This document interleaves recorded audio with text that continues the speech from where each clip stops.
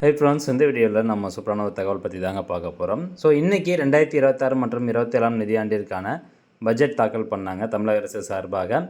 So இந்த budget தாக்கல் ரொம்ப முக்கியமாக பார்க்கப்பட்டுச்சு. இந்த பட்ஜெட் தாக்கலில் பல்வேறு துறைகளுக்கு நிதிகள் ஒதுக்கப்பட்டிருக்குது. ஸோ இதில் டாப் 15 என்னென்ன அப்படிங்கிற இன்ஃபர்மேஷன் ஷார்ட்டாக பார்த்துடலாம். ஸோ முதலாவது பார்த்திங்கன்னா, கல்லூரி மாணவர்களின் கற்றல் திறனை மேம்படுத்திட வெற்றி மடிக்கணினி திட்டம் லேப்டாப் ப்ரொவைட் பண்ணுறாங்க காலேஜ் ஸ்டூடெண்ட்ஸுக்கு. ஸோ அதுக்கான நிதி ஒதுக்கீடு பார்த்திங்கன்னா 2000 கோடி ரூபாய் நிதி ஒதுக்கீடு பண்ணியிருக்காங்க. இப்போ அந்த நிதி ஒதுக்கீடு பண்ண அந்த அமௌண்ட் எல்லாமே இந்த ஒரு நிதியாண்டிற்கு மட்டும்தான் பொருந்தும். ஸோ அடுத்த நிதியாண்டிற்கு அடுத்த பட்ஜெட் தாக்கலில் இப்போ சொல்லுவாங்க. ஓகே, ஃபஸ்ட்டு காலேஜ் ஸ்டூடெண்ட்ஸுக்கு லேப்டாப் ஸ்கீமுக்கு 2000 ரூபா நிதி ஒதுக்கீடு பண்ணியிருக்காங்க. அடுத்தபடியாக பார்த்திங்கன்னா சூப்பரான ஒரு ஸ்கீம் அப்படின்னு சொல்லலாம். அதாவது புதிய பயணம் புதிய வேகம், ஒரு 277 கோடி மதிப்பீட்டில் இந்த மாதிரியான ஒரு ஸ்கீம் கொண்டு வந்திருக்காங்க. என்ன சொல்லியிருக்காங்க பாருங்கள், 5.32 லட்சம் 11ஆம் வகுப்பு மாணாக்கர்களுக்கு 2026 to 27 கல்வியாண்டில் அரசு மற்றும் அரசு நிதியுதவி பெறும் பள்ளிகளில் ஹெல்மெட் மற்றும் வாட்டர் பாட்டில் வசதியுடன் நவீன மிதிவண்டிகள் வழங்கப்படும். ஸோ சைக்கிளில் பயணம் பண்ணுறாங்க, அவங்களுக்கு ஹெல்மெட்டு, அதுக்கப்புறம் வாட்டர் பாட்டில் எல்லாமே ப்ரொவைட் பண்ணுறாங்க. ஸோ இந்த ஒரு நிதியாண்டுக்கு மட்டும் 5.32 லட்சம் மாணாக்கர்களுக்கு இது கொடுக்க போகிறாங்க. அரசு மற்றும் அரசு நிதியுதவி பெறும் பள்ளிகளில் படிக்கக்கூடிய மாணவர்களுக்கு இது கொடுக்க போகிறாங்க. இந்த மாதிரியான சைக்கிள் கொடுக்க போகிறாங்க. அடுத்தபடியாக தாய்மாமன் தங்க மோதிரம் திட்டம், ஏற்கனவே இந்த ஒரு அறிவிப்பு கொடுத்துருந்தாங்க. அரசு மருத்துவமனைகளில் பிறக்கும் அனைத்து குழந்தைகளுக்கும் குழந்தையின் பிறப்பை கொண்டாடும் வகையிலும் தாய்மையின் இன்பத்தையும் முக்கியத்துவத்தையும் போற்றும் வகையிலும் தாய்மாமனின் அன்பளிப்பாக 1 கிராம் தங்க மோதிரம் வழங்கப்படும். இதற்கான நிதி ஒதுக்கீடு பார்த்திங்கன்னா இந்த நிதியாண்டுக்கு 560 கோடி ரூபாய் ஒதுக்கீடு பண்ணியிருக்கிறாங்க. அடுத்து கறவை மாடுகள் வழங்கும் திட்டம், அதாவது ஒவ்வொரு ஆண்டும் 10,000 தகுதி வாய்ந்த பெண்களுக்கு கறவை மாடுகள் விலையில்லாமல் வழங்கப்படும். ஸோ இதன் மூலமாக பால் உற்பத்தி அதிகரிப்பு, ஊரக பகுதிகளில் வாழும் பெண்களின் வாழ்வாதாரம் உறுதி செய்யப்படும். இதுக்கான நிதி ஒதுக்கீடு 57 கோடி ரூபாய் நிதி ஒதுக்கீடு பண்ணியிருக்கிறாங்க இந்த நிதியாண்டில். அடுத்ததாக இங்கே பாருங்கள், வெற்றி மகளிர் ஆடுகள் வளர்ப்பு திட்டம், அதாவது 100% மானியத்தில் 5 ஆடுகள் வழங்கப்படுது. ஸோ காசை கட்ட தேவையில்லை.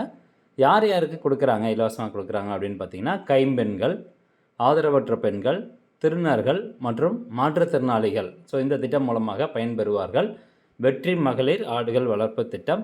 ஸோ இதன் மூலமாக இந்த ஆண்டுக்கு 30,000 பயனாளிகள் அப்படின்னு சொல்லியிருக்கிறாங்க. இதுக்கான நிதி ஒதுக்கீடு 110 கோடி ரூபாய் நிதி ஒதுக்கீடு பண்ணியிருக்காங்க.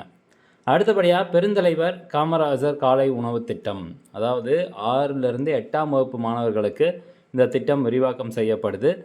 15,414 பள்ளிகளில் பயிலும் 15.14 லட்சம் மாணவர்கள் இந்த திட்டம் மூலமாக பயன்பெறுவார்கள். காலை உணவு திட்டம். ஸோ இதுக்கான நிதி ஒதுக்கீடு 710 கோடி ரூபாய் இந்த நிதியாண்டிற்கு நிதி ஒதுக்கீடு பண்ணியிருக்காங்க.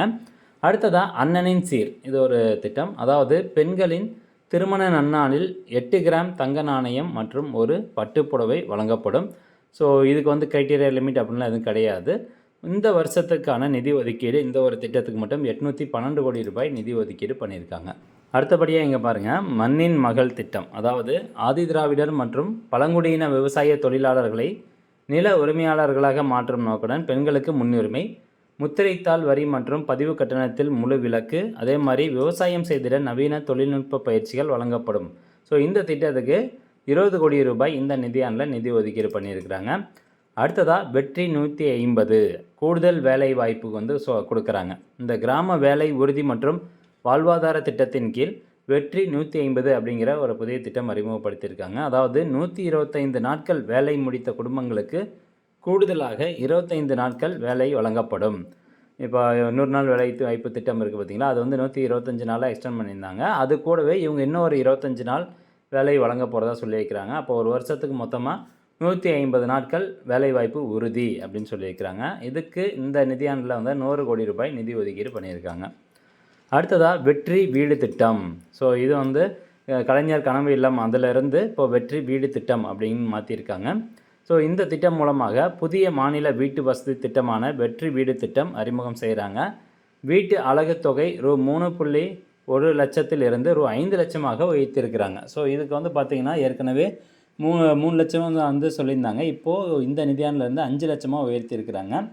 முதல் ஆண்டிலேயே 70,000 வீடுகளுக்கு ஒப்புதல் வழங்கப்பட்டிருக்கிறாங்க. இந்த நிதியாண்டில் மட்டும் மொத்தம் 70,000 வீடுகள் இந்த திட்டத்தின் மூலமாக கட்டப்படுது, அப்ரூவல் கொடுத்துருக்குறாங்க. இதுக்கான இந்த நிதியாண்டுக்கான நிதி ஒதுக்கீடு வந்து 3,500 கோடி ரூபாய் நிதி ஒதுக்கீடு பண்ணியிருக்கிறாங்க.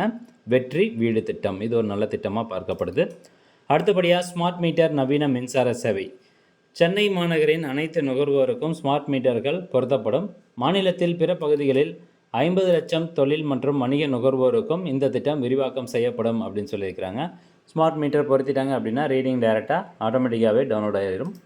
ஸோ இந்த ஒரு ஸ்கீமு. அடுத்தபடியாக இங்கே பாருங்கள், வீட்டுக்கூரை சூரிய மின் மானிய திட்டம், அதாவது வீட்டுக்கூரை சூரிய மின் மானிய திட்டம் அறிமுகம் பண்ணியிருக்காங்க. இதுக்கு 1 லட்சம் ரூபாய் வரைக்கும் மானியம் கொடுக்குறாங்க. இப்போ நம்ம வீட்டுக்கு மேலே வந்து இந்த மாதிரி சோலார் பேனல் இன்ஸ்டால் பண்ணுறோம் அப்படின்னா அதுக்கு 1 லட்ச ரூபா வரைக்கும் மானியம். இது சர்டன் க்ரைட்டீரியா வந்து இருக்கும். எத்தனை கிலோவாட் வரைக்கும் இன்ஸ்டால் பண்ணுறவங்களுக்கு இந்த 1 லட்ச ரூபா மானியம் கொடுக்குறாங்க அப்படிங்கிற டீட்டெயில்ஸ் எல்லாமே பின்னாடி வெளியிடுவாங்க. பட் பேசிக்கான இன்ஃபர்மேஷன் இதில் வந்து சொல்லியிருக்கிறாங்க. 1 லட்ச ரூபா வரைக்கும் மானியம் கொடுக்குறாங்க. அது மேக்ஸிமம் எனக்கு தெரிஞ்சு 3 கிலோவாட் வரைக்கும் இன்ஸ்டால் பண்ணுறவங்களுக்கு இந்த மாதிரி 1 லட்சம் மானியம் கொடுப்பாங்க அப்படின்னு நினைக்கிறேன். அதை பற்றின இன்ஃபர்மேஷன் அடுத்து நம்ம சேனலில் வீடியோ அப்லோட் பண்ணுறோம். ஸோ இதுக்கான நிதி ஒதுக்கீடு 50 கோடி ரூபாய் ஒதுக்கீடு பண்ணியிருக்கிறாங்க. அடுத்தபடியாக இங்கே பாருங்கள், அரசு ஊழியர்களுக்கு புதிய மருத்துவ காப்பீட்டு திட்டம். அடிப்படை காப்பீடு வந்து 5 லட்சத்துலேருந்து 7.5 லட்சமாக உயர்த்தியிருக்கிறாங்க. குறிப்பிட்ட நோய்களுக்கான காப்பீடு 12 லட்சம் வரைக்கும் உயர்த்தியிருக்காங்க. அரிய நோய்களுக்கான காப்பீடு வந்து ரூ 15 லட்சம் வரைக்கும் நிதியுதவி வந்து ஒதுக்கியிருக்கிறாங்க. மொத்தம் 2,992 சிகிச்சைகள் மற்றும் 1,535 அங்கீகரிக்கப்பட்ட மருத்துவமனைகள் இந்த காப்பீடு திட்டத்தின் மூலமாக இணைஞ்சிருக்கிறாங்க. இதுக்கான நிதி ஒதுக்கீடு 838 கோடி ரூபாய் ஒதுக்கீடு பண்ணியிருக்காங்க. அடுத்தபடியாக தரமான பொது விநியோகம். பொட்டலமிடப்பட்ட கோதுமை மாவு வழங்கும் முன்னோடி திட்டம். அதே மாதிரி தரமான அளவான அத்தியாவசிய பொருட்கள் வழங்கும் விநியோகம் படிப்படியாக மாநிலம் முழுவதும் விரிவாக்கம் செய்யப்படும் அப்படின்னு சொல்கிறாங்க. இதுக்கான நிதி ஒதுக்கீடு 18 கோடி ரூபாய்.